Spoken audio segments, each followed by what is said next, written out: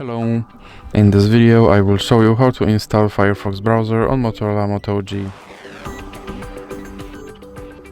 So you have to start by opening your Google Play Store, then click on search bar and type in Firefox. Now click search and click install.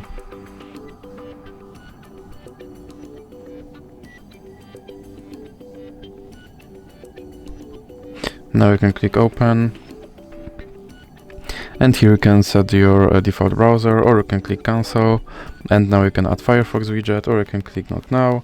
Here you can sign in, or you can click not now, and you can turn notifications, or you can click not now again. And as you can see, my Firefox browser is now installed and ready to use. So that's it for this video. If you liked it, please remember to leave like and subscribe.